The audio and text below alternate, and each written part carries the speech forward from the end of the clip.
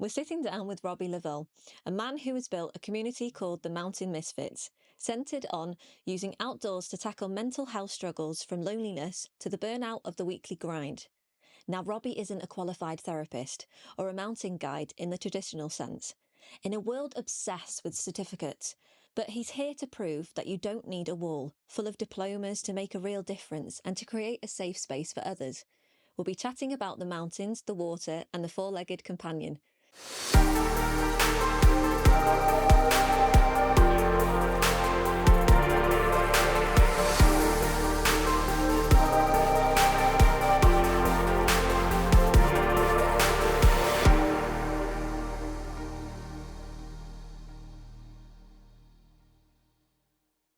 Robbie, welcome. Thank you very much. Nice to be here. And yeah, it's lovely to have you here today. I appreciate the time. Thank you. So let's just ease into this a little bit. Mm-hmm. I've got a question for you. Okay. So give me the first thing that comes to mind when you think about where's your favourite place for a sunset? Oof. There is so many that I've been to, but in general, anywhere in North Wales, really. I think we're so lucky here in Wales, in Eryri particular, because you've got so many mountains, so many dramatic looking peaks, and also weirdly you have got the sea view from a lot of them as well, which is at sunset in particular absolutely stunning. All I'd say to anyone that wants me to give one particular spot, there isn't one. Just get up high, go somewhere, and just get the best view you can, really. So what's the hardest mountain that you've climbed? There's I'd say two. So you've said it yourself at the start. I'm by no means an expert. I haven't done millions of mountains at all, but two, particularly in North Wales, Cader Idris. It just has a lot of steps at the start. Everyone says Snowdon, obviously the biggest, or Woodver, but it's Cader's got so many steps at the start. I'm still waiting for the escalators to go in.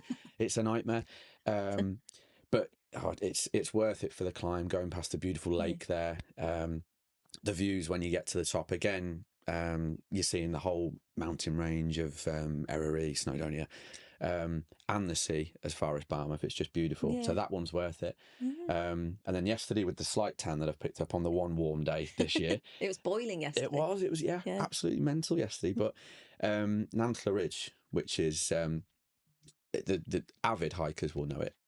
A lot of people, I think, average hikers might not have heard of it, but it's an absolute stunner. It's absolutely beautiful. But it's, compared to anywhere else I've ever done, it's very along the ridge, very up and down, up and down. So when you add up all the times you've gone uphill, it's a lot higher.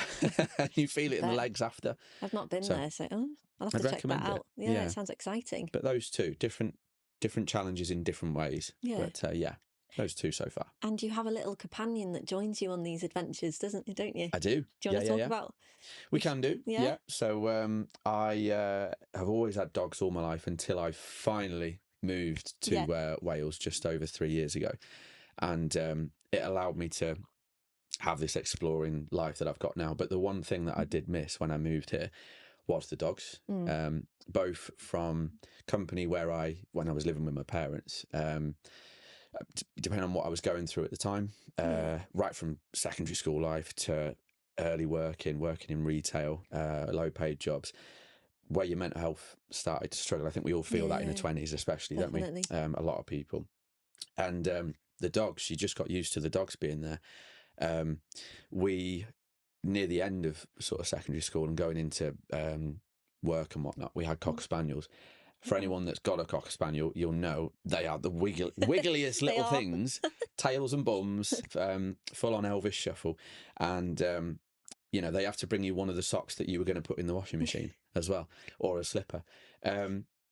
When you've got one of those coming towards you after a tough day or a long day at work or school or whatever, you get used to that, and that's your pickup. When you haven't got that, when I moved here on my own, living on my own in Wales, even though I had finally the outdoors life that I wanted, of exploring waterfalls, mountains, paddleboarding, beach walks, forest walks, we've got everything here. I just missed the dogs. Every time you'd come home, the day kind of felt a little bit empty. So finally, last year again, in August, we picked up, he was 10 weeks old at the time, Cocker Spaniel called Rome, named after roaming around, obviously. And I just thought and just saw he's going to be my companion for all my adventures. That's lovely. Yeah. And he has been so far. We've done quite a bit already. Even for 10 months, I really, really hope that he's had a good life so far. Well, that's so sweet. And they're like they're family, aren't they? They are. They've become part of they're there all the time and they support you through thick and thin. So that's so lovely. Yeah. He has done already. I mean, like I said, even little things this year, which I probably won't talk about on the podcast, but I've had some tough moments. And even this year, from a choice of being on your own in your own house and just having a phone near you for my circle, if you know, to contact me or for me to reach out to, it's different having something there with you all the time. So dogs are really special and they always will be to me. That's so nice. So let's talk a little bit about the mental health. I know we won't go into too much, but is that the reason why you like being outside? Yeah, I'd say it's got a big thing to do with it, definitely. It's therapeutic, isn't it? Yeah, massively. I mean, for me, and I don't know if this will relate to other listeners or other hikers out there, but sometimes you just want the rest of the world to disappear, if you know what I mean.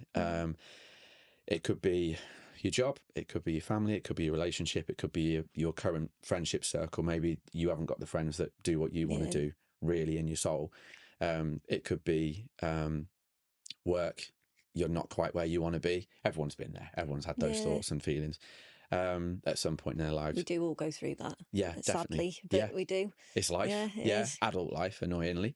But I think that's the key. Like I said, part of it for me is trying to live life like I'm 12 years old still and get out and do the fun things.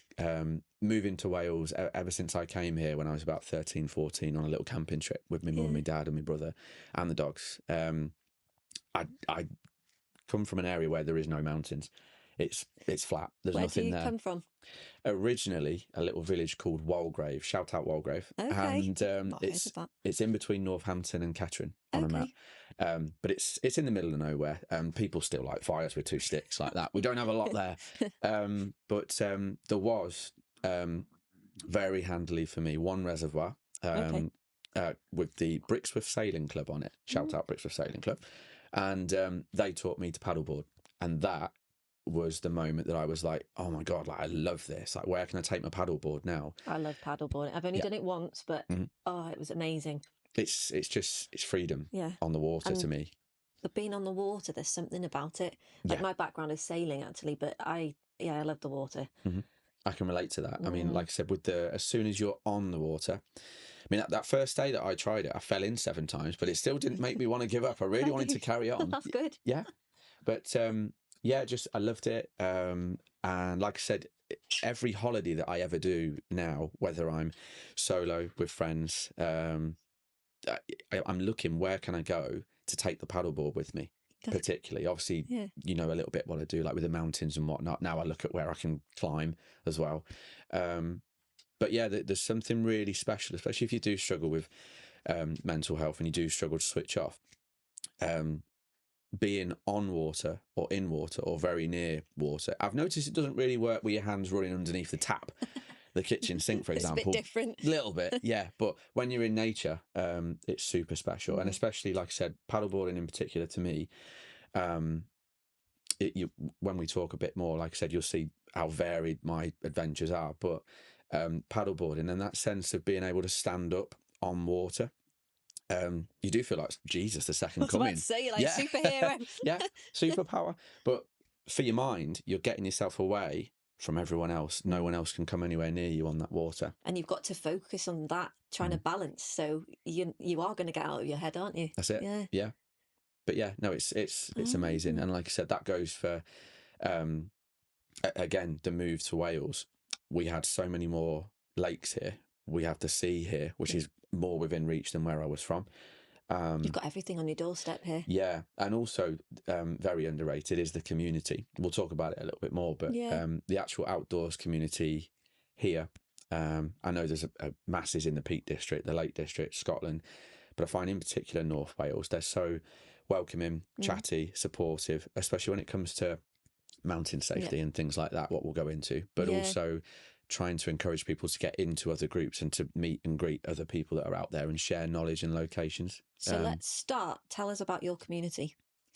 So my little adventure community is the Mountain Misfits. It is one of a few out there, and like I said, they're growing. More people have got more confidence or more get up and go to want to put something out there to make it easier to meet people, especially in the outdoors, where we all find our peace and freedom. I had that same kind of get up and go really. When I moved here, as I said, it was very lonely, no dog, which was a big loss at the start. But then obviously no friends and no family here. Did you move with a partner or anything, or was it literally by yourself? Just by myself. Wow, that's a big step. Massively, but like I said at the very start, it was very hard for me to connect with friends. I don't know if anyone else will relate to this, but being a male and of a certain age and appearing single, when you wanted to message anyone else on even advice like, oh, where did you park for that paddleboard spot? What route did you take for that hike? Or anything like that, particularly if you're asking a female or the opposite sex at least, I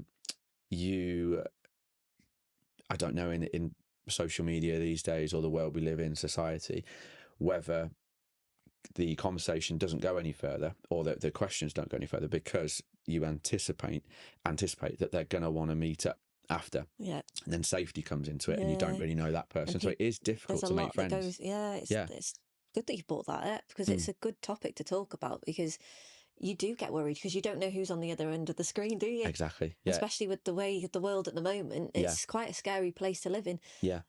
So, and like you said about being male, even women though get it too. Like it can work both ways, can't it? But there is something about that that's just it is really hard. I mean, I found, like I said, it's through my group. I promise we'll get onto my group, but from this is where it all started for me. Like I said, it was so difficult to meet people. And if you're not careful, that will stop you from doing things in life in general. I mean, on all scales, going to the cinema. No one really wants to go to the cinema on their own, do they? No. They want a friend or they want a family or they want their brother or sister to come with them. The same goes for the outdoors. We'll go on to safety a little bit later, hopefully. But all I'd say for anyone watching this is, as long as you're clued up and as long as you know what you're doing and you've got good advice from good people that know what they're doing, don't wait for someone to go with you, because you're going to miss out on chances. Yeah, you do. You're putting it off, aren't you? And then you're wasting time where you could actually be out there enjoying yourself. And you're only waiting on somebody else. And it's like you should just push yourself out your comfort zone. That's it. It's like going for a meal by yourself. Some people don't like doing that. They won't go and sit in a cafe or something by themselves because they're scared about other people around them. Or like, I guess it's a bit different in nature because you're on your own, really. That's it. So you might have them overwhelming thoughts of, all right, I'm on my own right now. I've got nobody to turn to. So how do you feel in them moments? Have you ever had them kind of moments before? If you think about exactly what you've just said, which might be other people's fears that are watching this, you've got no one judging you at that moment in time, especially when you're outdoors. So you can go wherever you want, do whatever you want, think whatever you want. Let out all the emotions that you want. If you need to cry and you can't scream, I've done that before. I've done that before. I've gone to the top of a mountain and just gone, that's it. But I was with my friend. Right. So it's funny how, like, we're talking now. Because I'm thinking, how freeing would that feel if it was just me by myself? But, it is liberating. No, not saying I go out and scream all the time, I don't want to upset mating patterns of birds or anything in the area or anything like that. But it's just, if you take away the fear, you've got to have respect for the outdoors, definitely. Like I said, safety is paramount, and we'll talk about that. But you've got to take away fear, really, about doing things on your own like that. It's so liberating. It's so, whatever you've got going on up here, if you do struggle with your mental health or if you do feel you haven't got anyone to go with, because they would rather just drink every single weekend. You know, which was my problem in where I was originally from. You know, that's why coming to Wales is so easy, because there's no different. I would have been on my own walking around the flat farmlands where I was from. The only difference here in North Wales is I've got so much more views and options. It's beautiful, isn't it? Yeah. But it all started on my own. I just put out there, after meeting just a few people on my social media, my personal, all I used to do was record myself, which is a brave thing to do. It is. Yeah, but if you can get used to it, it shows the world rather than just a picture, just a post of you. And they see the person behind the screen. Just a little bit, yeah. And you get that feeling, and you can get that... You get a vibe. Yeah, you do. That's it. Yeah. So that's all I did. That's all I started with. That's all I had. And I would record myself where I was going to paddleboard. I understand in this day and age in society, you can't be particularly, I strongly feel, if you're a woman, which is sad at the minute, you can't be live to some people now because of safety. I was about to say that. You shouldn't share your location in that moment. It should always be after. Exactly. Yeah, definitely push that, because like I said, we'll go into it. I've got a story about that a little bit later on, which is a bit scary, but I want to highlight it and make sure everyone that hasn't gone through that scenario knows that could happen. But yeah, I mean, that's all I used to do. I had it easier, possibly, in that I can freely record where I am, where I'm going. I haven't got any stalkers or anyone that could be looking out to catch me or anything like that, you know. Hitmen, anything like that, nothing like that. I had no negatives. I was just lost and no one knew me, and I wanted to be not seen from an ego point at all. Never, I'd rather be invisible than famous, but I just wanted to find my people. That's all. And like I said, for anyone watching this, there's no problem in recording a video on your phone in your element, doing what you want to do, like you're live, but then putting it up on your social media that evening, the day after, anything like that. We do that. That's how, it. Yeah. It's a good way of doing it. Yeah. But that's how it all started. And like I said, it connected me to certain people. And then we were chatting on Instagram, kind of like pen friends. Remember them? I miss them days. Yes. Where you could just write a letter. I actually wrote a letter to somebody. I used to love that. I'm quite old-fashioned at heart, though. I levels, things like that. So that was a bit of me. Yeah, I love that. I had a one pen friend ages ago from about, we met camping, 12, 13 years old until 21. We should bring that back. People should do that. Yeah, I know they do it in care homes and stuff. Like, you can write to the elderly in care homes and settings, and it'd be nice to do something. Yeah, we'll have to create a hashtag, won't we? Social media these days. Something there. Well, hashtag on a letter and then post it to as many people. So you're not actually qualified. This is something that I do want to touch upon because I think it's important to talk about. 100%. So tell us a bit about your background. So, like I said, when I started meeting people, I just wanted to, at that point, when I'd had success, make it easier for people to meet people. Yeah. So I just advertised putting on a group adventure. I went to a place in West Wales called Denoric Quarry, and there is a little bit of risk to exploring there, but I'd been there 3 times at this point on my own, and I just wanted to see if anyone else wanted to come that wanted to come with me. Just on the basis that I had experience of the land there, kind of like, still do it now. Certain group leaders in certain groups will go and scout an area on their own, or even with a qualified mountain leader if they feel they need to, before they take people there. I still like to do that, even though, like I said, I don't have any certificates or badges. Wherever we go on an adventure, I always try and go there first. But we, on that day, got 5 people. We did all the safe routes, didn't take any silly risk, which is appropriate. The weather, we were very lucky with in July 2024. And beautiful sun, 21 degrees, I think it was on the day. Nice day. Yeah, lovely. Bit like yesterday. But it was safe. And on that day, 5 people that had never met from all over the country, 2 of them from Kent, that far away, we pulled people in on Instagram. Wow, that's really good. Yeah, to all the way in West Wales. Wow. And on that day, I just felt really happy that I'd met friends, that people had said yes to wanting to come and meet me or come to Denoric Quarry, whatever their reason was, but also that this is the kick for me that started the Misfits, really, was seeing other friendships, nothing to do with me, form. I love the name, by the way. I have to say that.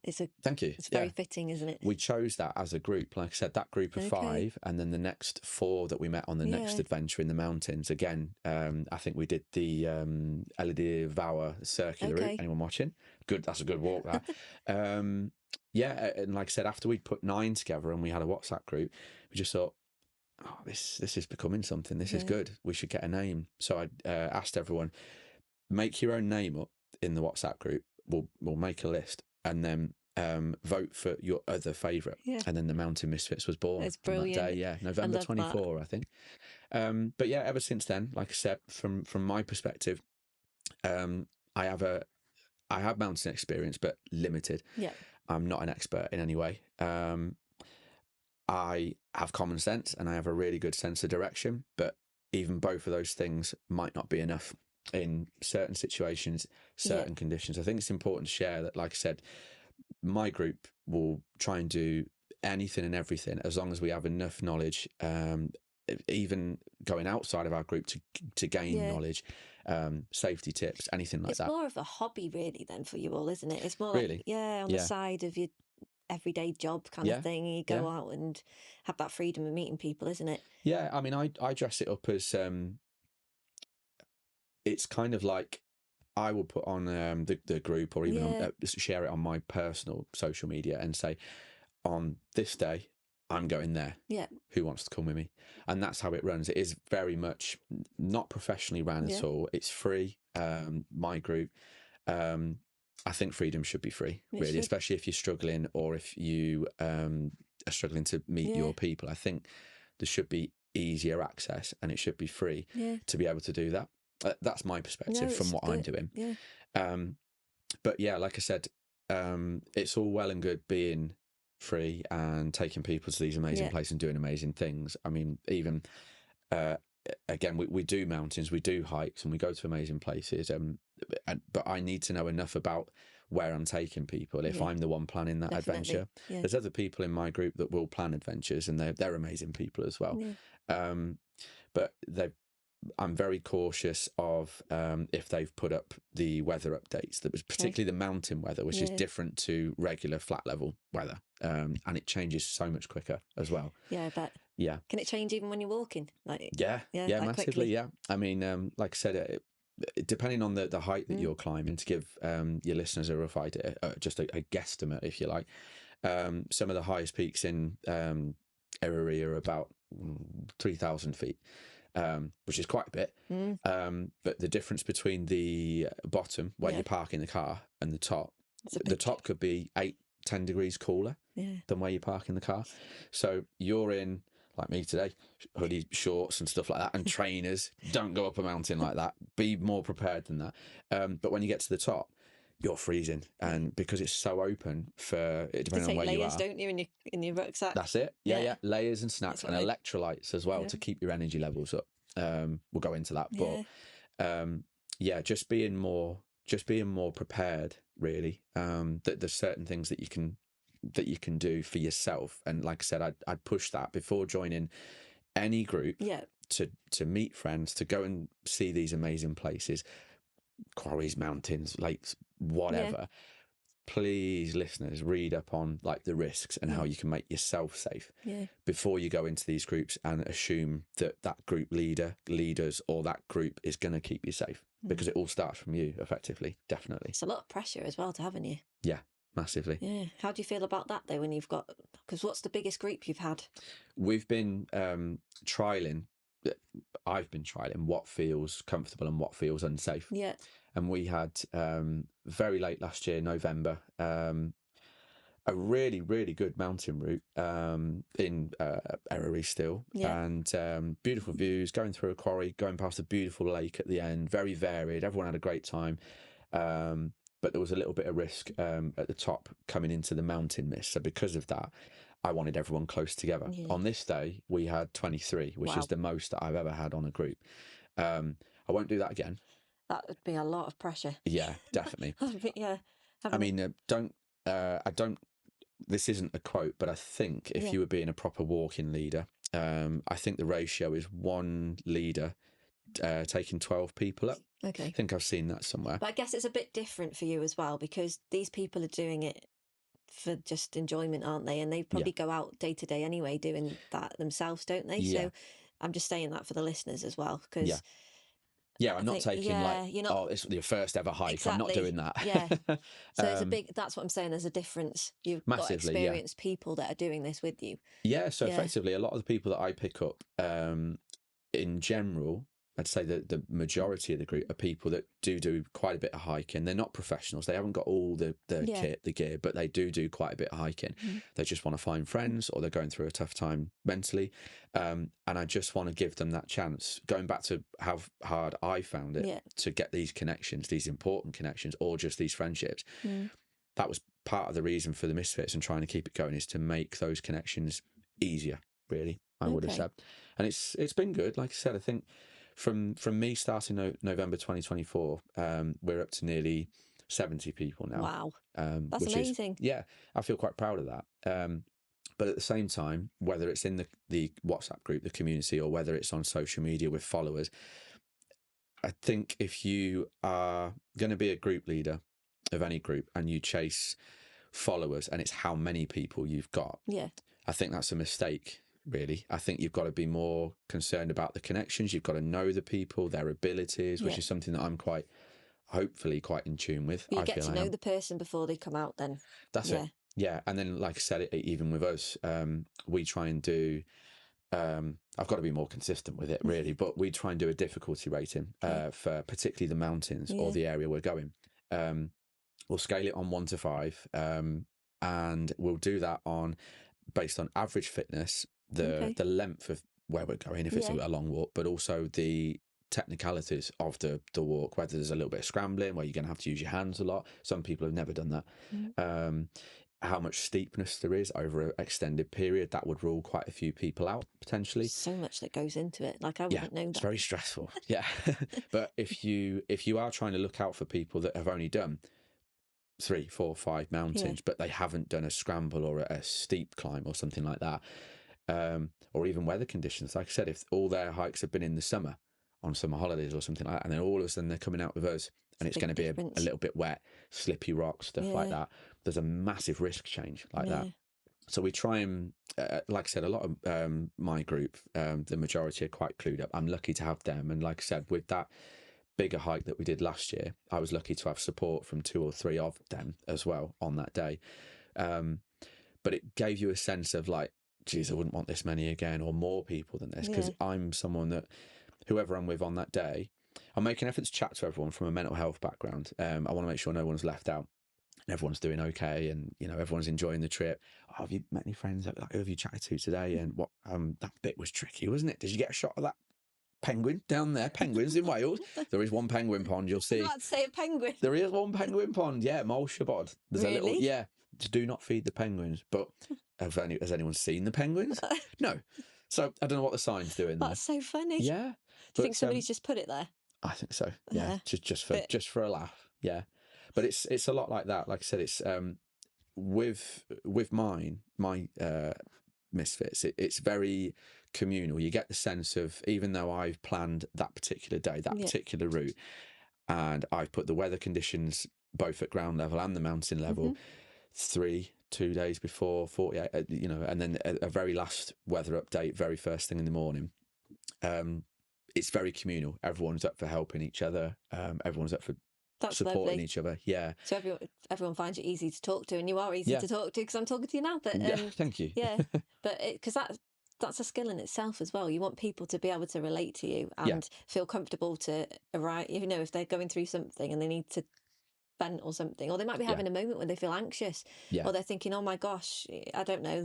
Have you got any stories there maybe you could share? Yeah. So very recently we've had a lady. I won't name her just in case, but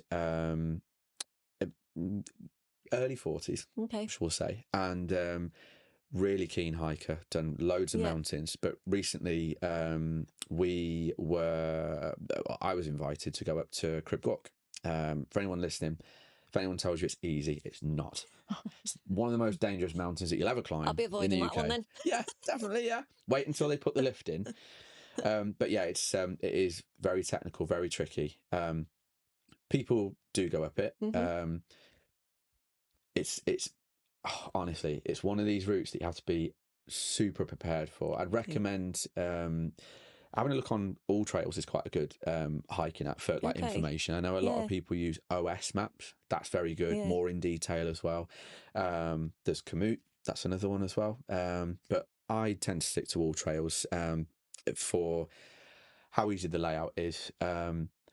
There's enough information there. Yeah. There's not all the information that OS maps will give you if you want to be ultra professional. But it's and something, knowledgeable, isn't it? So, yeah. But I would recommend, like I said, for anyone listening to this, that if you're trying to get into hiking, or you're trying to do these routes, or you're trying to go solo, or if you want to do kind of like I started, and you want to take just a few more people up there, and you advertise your first group adventure, really get clued up before you even go on that with the route. Scout it yourself before.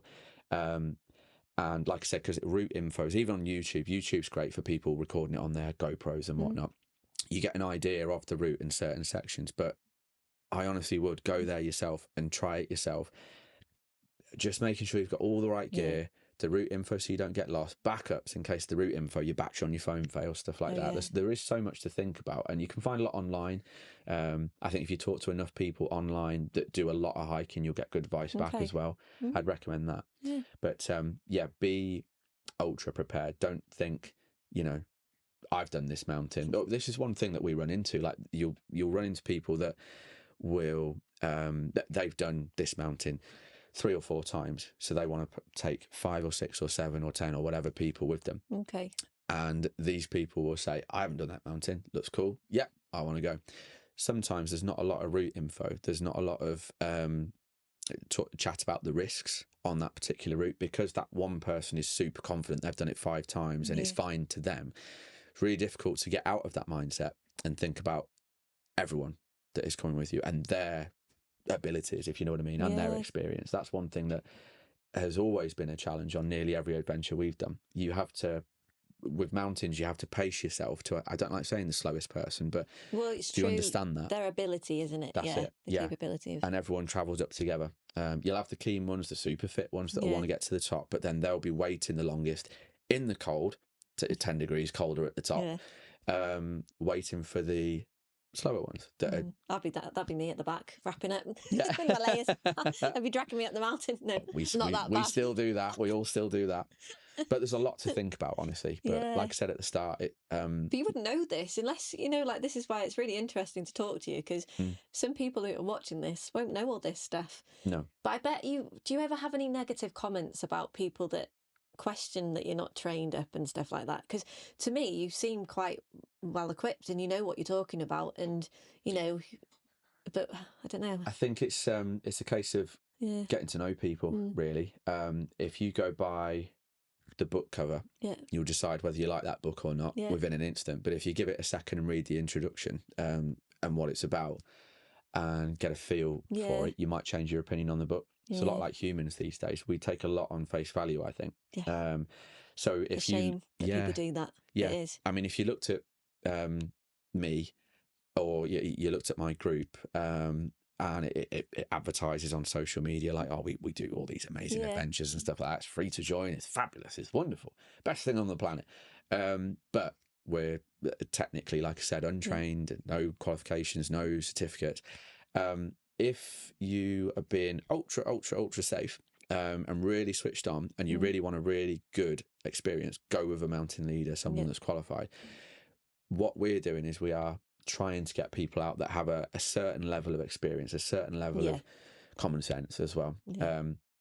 And really just to, like I said, if you go with a mountain leader, which I do, like I said, still recommend that for these technical mountains, because even if you've done that once and you get an idea, then you've got the same mindset that I try and have from my personal experience on going solo, that, oh my God, that's a dangerous bit. We use ropes for that bit. So when you want to go and take your mates for free, or try and find friends or invite people off Instagram for free to come with you, like I'm doing, you have got a sense of, can't take them there because we had to use ropes there. No one else is going to bring ropes on this height. So you you have a different mindset. When you're taking other people with you, you have a different mindset. You can see that though from what you're saying. Yeah, but it's difficult because, like I said, there's loads of groups out there now, and you will get mountain leaders. Like I said, I've got so much respect for mountain leaders in general, and you see, I think what we're going on to is, like I said, when things go wrong, when you're with inexperienced group leaders or people in general around you, even if it's a community like mine, if there's inexperience there for weather changes, for example, if you're with a group that we have to get to the top because we haven't been if we don't get to the summit, but if the weather changes, I'm not prepared to say, guys, we've got to turn around, like we can't go any further if that's going to change, 70-mile-per-hour winds and whatnot. You push through then? I turn round. I don't push through to get to the top. So, yeah. There is people that will. There's a few that we've seen on Instagram. Individuals and groups and whatnot. I won't name names, but I just hope that saying don't be afraid to turn round for your own safety. I'm glad you switches something on, because it's something that people, like I just said, they would push through, but I'm so glad that you wouldn't. yeah, I definitely won't. And like I say, if you're coming on with me with the Mountain Misfits, if I deem it unsafe in my limited experience, but I'm wanting to turn around, I would recommend everyone in that group turns around. Like I said, it's just a community, so everyone's got their own choice. If you feel confident that you want to go up there and try and get to the top, does anyone ever do that? Have you ever had that situation? With my group, no, but there are people out there that will, definitely. I mean, like I said, worst case scenario, going on to mountain leaders and mountain rescue. Just recently, I think 2 or 3 weeks back, I think it was quite big in our local news here. Yeah. There was 2 lads that had come over from... I've seen that, You saw it? Yeah. Very young, only 20 and 21. It was so sad, that. Yeah, and they both died because they, in the weather conditions on that day, they just had to get up there. They just had to keep going. Like I said, that's the danger of TikTok, Instagram, or social media in general, without having basic outdoors, particular mountain knowledge, really. And like I said, I've done enough to gain limited experience, but enough to keep myself safe, that then I try and push downhill to everyone else that's with me that might not know. Difficulty ratings of where we're going and whatnot. But then also, like I said, on certain adventures, like I say, with mine, it's varied. We do the hikes, but we do the paddle boarding and things like that. The waterfall walks, there's low risk and there's high risk things, but I will always advertise for this particular adventure in this particular weather. I would recommend that you're going to need this, you're going to need this, you're going to need this, and there'll be like a kit list. What do you recommend? Like... It depends on the adventure. Okay. And it's never extensive, and it's always just recommended. And the trouble is, some stuff's really expensive. I was about to say, people would have only a small budget maybe, or it depends on their own budget. Really. Yeah, I mean, if you're getting into this and you're new to mountains and hiking, if we stick on that for now, I'd say the thing that really matters is good boots and a good waterproof, because a waterproof is also windproof. Yeah. In general, there's different ratings and whatnot. Look online. That's your best bet. I think you can compare, can't you, on which you can and stuff. Yeah. Or even YouTube, like 10 best rain jackets in the UK, something like that. There's so much out there though, so sometimes it's really hard to know the right things to follow. Yeah. So is there any advice for people for that as well? What do you look for? Again, like me, all I did, like I said, I've been out a fair bit now, but I've only been in Wales and doing this as many days as I can a week, literally, for just over 3.5 years now. And I got my advice from the community outside. So just send a message if you see someone outside and they're in a rain jacket on a rainy day, and they said, "Oh, we got back to the car, it's soaking wet," and then they take the hood off and the hair's dry. You need to find out what that coat is straight away. Obviously, there's stuff online, there's YouTube. You can compare and stuff like that. You can get the lists of what people would recommend that you take up. But honestly, the best answers will come from the community. If you go for the people that seem like they're out a lot. I mean, influencers are a good place to start. Sometimes you don't know if they're true or fake. Like, I don't know. It's really hard. Don't go by one person's opinion. Go by the masses, you know. That's the best advice I can give. It's like looking at reviews for things, isn't it? You have to go through them all. And you'll never pick a restaurant on one review, will you? And normally you go to the negatives, which I'd still say on some of this gear. Go for how many negative reviews some of the gear's had. But good boots, because you'll find with cheaper boots, the boots are what give you the grip and they support your ankles. The amount of times I've been up in the summer in trainers or walking shoes and I've nearly twisted my ankle. I'd recommend boots for mountains, definitely. Because they're more sturdy, aren't they, around your ankles? Just because they're higher up, But good boots and a good waterproof trousers as well would be a good place to start.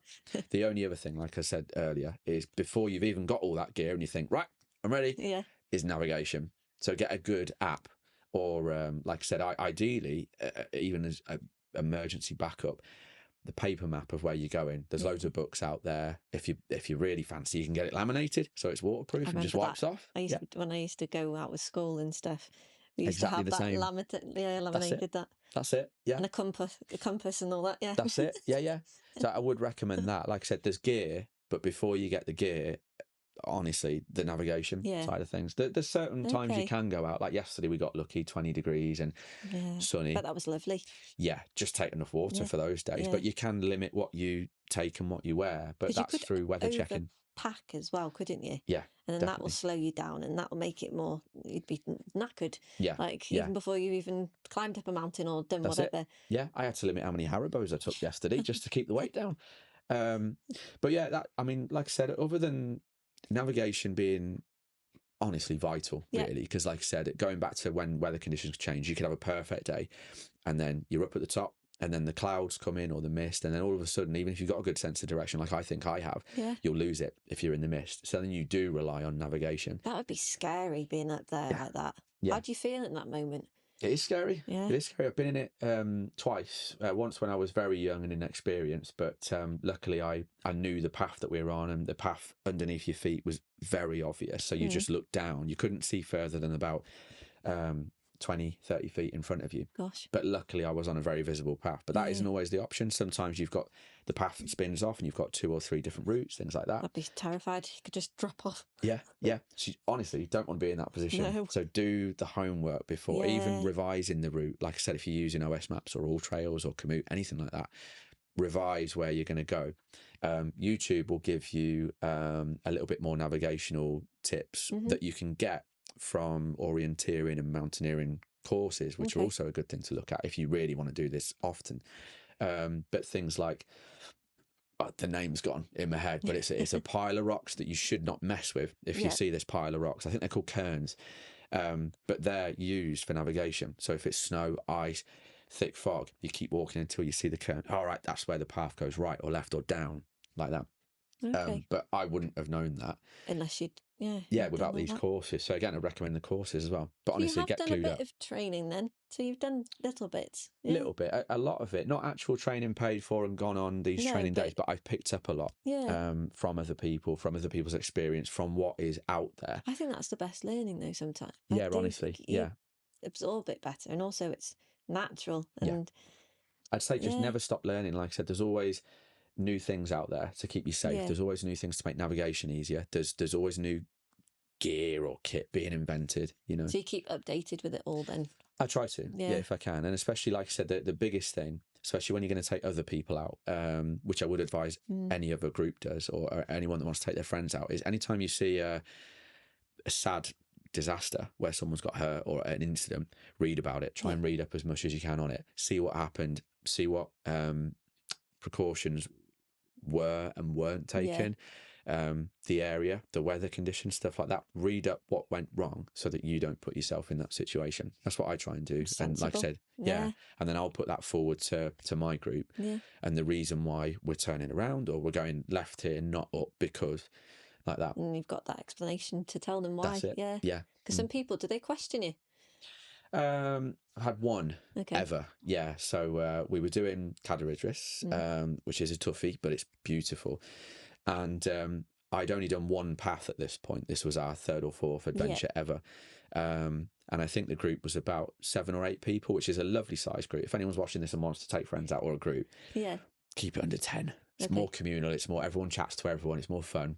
You don't need massive groups, and it's safer as well. You wouldn't really want a massive group as well, because the whole point of going there is to get to know other people, and 100%. It can be a bit overwhelming as well. It's like a board meeting if there's too many. It's crazy. But on this particular day, we we did the path that I'd done 3 times before. Yeah. First time taking a group up. Great day, great weather, no issues. And then we did have one person that we were going to go A to B back down to A on the same route that I know in and out. And she was adamant that she wanted to do a circular because a circular route is more fun, more variety, more views, which, yeah, it is. But I hadn't done that other route before. It was a good day, but I've got no knowledge of that route going downhill, whether it's going to be slippy, whether I say slippy, it's a dry day, but in the mountains they collect so much rainwater in the moss, in the heather, in the grass that runs out of the rocks and things like that. So you do get these streams or waterfalls over rocks where you're going to be standing, and sometimes they're slanted. So even on a dry day with these rivers or streams, there is every opportunity you're going to slip, fall, injury. You put everyone at risk, wouldn't you?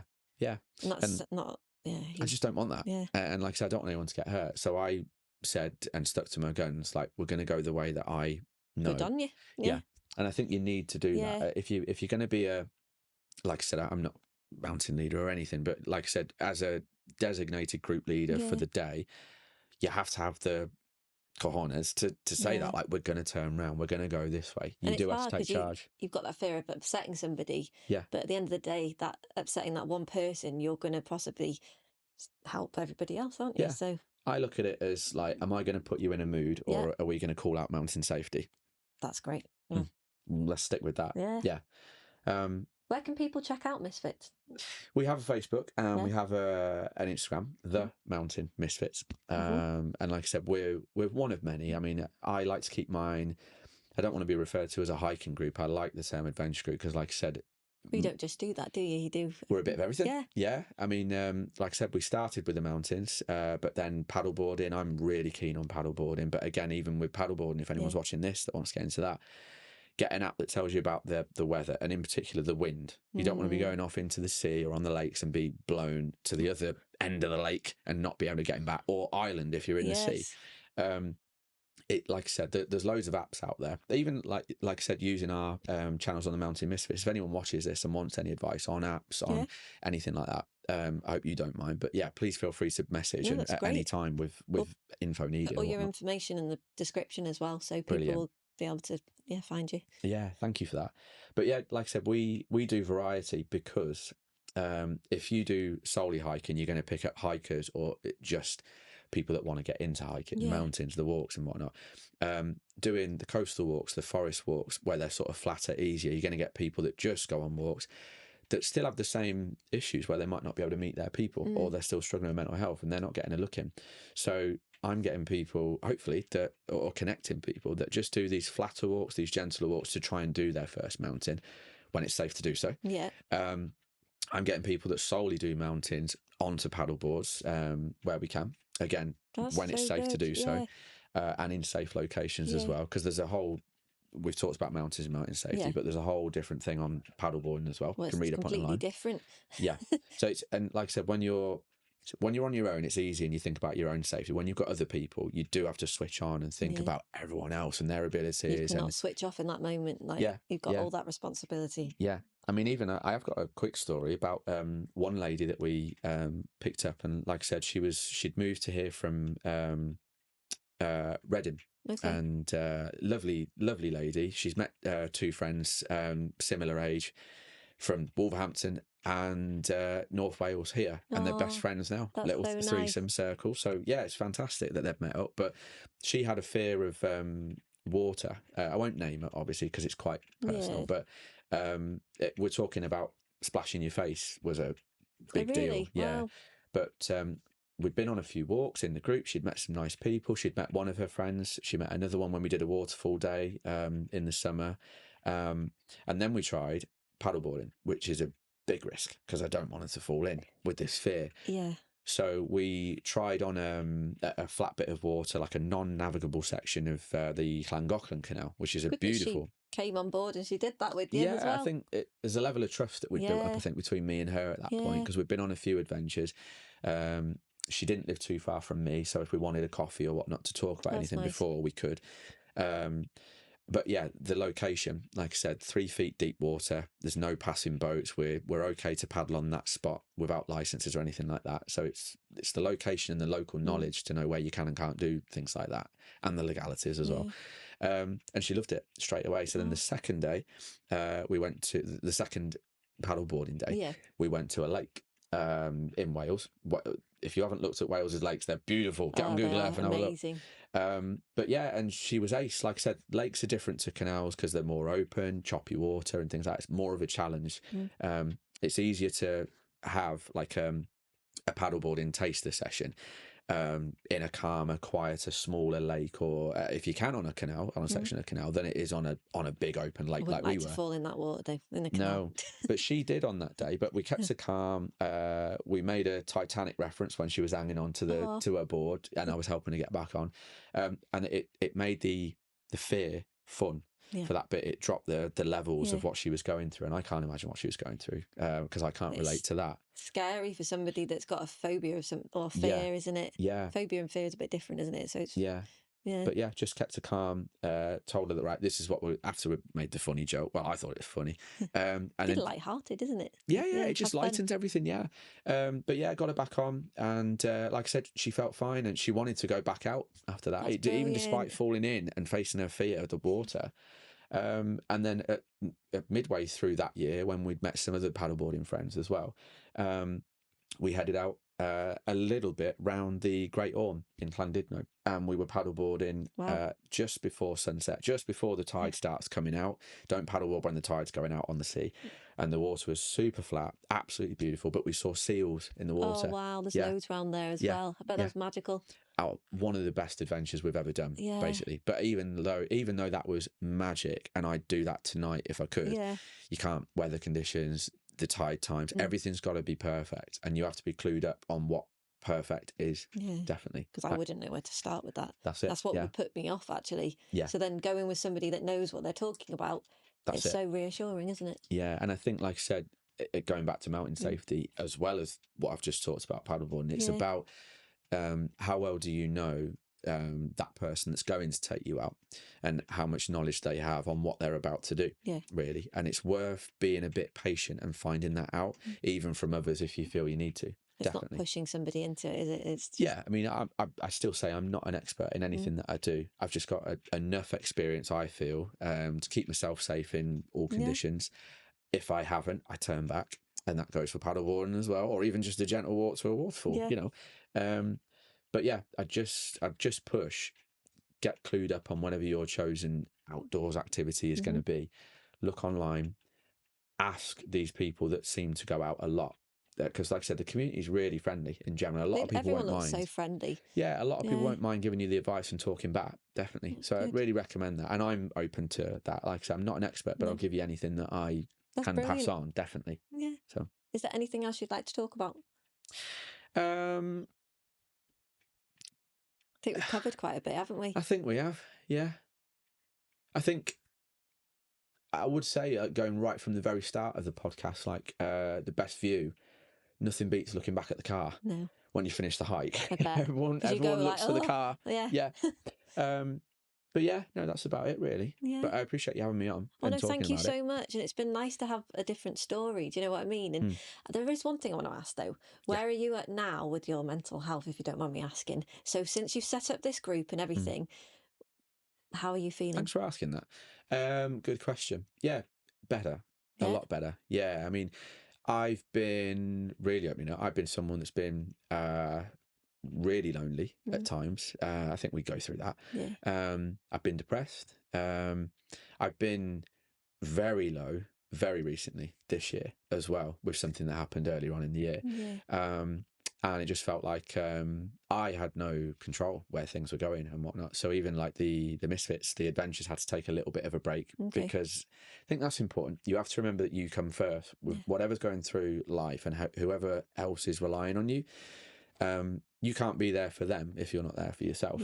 So you have to turn up for yourself first. Self-care is okay. Self-love is okay. Taking time out for yourself is okay. And also doing too much as well. Give yourself rest days. We do that. You burn yourself out sometimes. Yeah. You need to learn it's okay to rest. That's it. Yeah. But obviously I'm blabbering a little bit, but everyone goes through what I've just mentioned, or a portion of it, or all of it, or double it. Everyone does. Do you think the group's kind of not saved you, but helped you a lot? Yeah. It's focused the mind. Yeah. It's given me a reason to get out, because I think some people will relate to this. Sometimes you just don't want to get out of bed, or you don't want to get out of the house. You have to make that decision to get out. The thing that really helped me, Misfits, and before the Misfits, was having a list of places that I wanted to go. Weather dependent, stay safe. Yeah. And the gear that you choose, and the navigation. But it was more, that list was a driving force for, I haven't been there, I want to go there. I haven't been to see that, I want to go and see that. I haven't took my group there, I need to take them there, like that. That was a focus, like that. And it's like a vision board, isn't it? Of massively, having goals. Yeah. But the Misfits in particular, the connections, you never know who you're going to meet. You never know what that person's going through, or will go through. And it's shared compassion, stories, and the friendships lessons. You're building as well. Like, they could last a lifetime. Yeah. And knowing that you can probably turn to some of them people now, because they're probably really close friends of yours, aren't they? So yeah. I mean, like I said, some are just they're too new at the minute, but some I've really formed really strong bonds with. And like I said, setting the group up wasn't about making it easier for me to find friends, even though I have naturally through meeting so many people. But like I said, I go back to it. It's so nice just seeing these friendships form from people that didn't know each other, and it wouldn't have happened if this little group community didn't exist. You've done that. You started that, so you should be proud of yourself. I am. Yeah, not very good at celebrating the little wins normally, but it is something that I look back on and I think, like nearly 70 people have come together because of me saying, "Let me get you out." So yeah. I'd love to see where your journey goes with this. I think it'd be really exciting to follow your journey, and I'll keep following. We'll see where you're at in a few, like maybe a year's time or something, and get you back and have a nice chat. Yeah, I'd appreciate that. Thank you so much. And just so our viewers can be reminded, where can they check you out? So again, Instagram and Facebook, The Mountain Misfits, and like I said, really short description.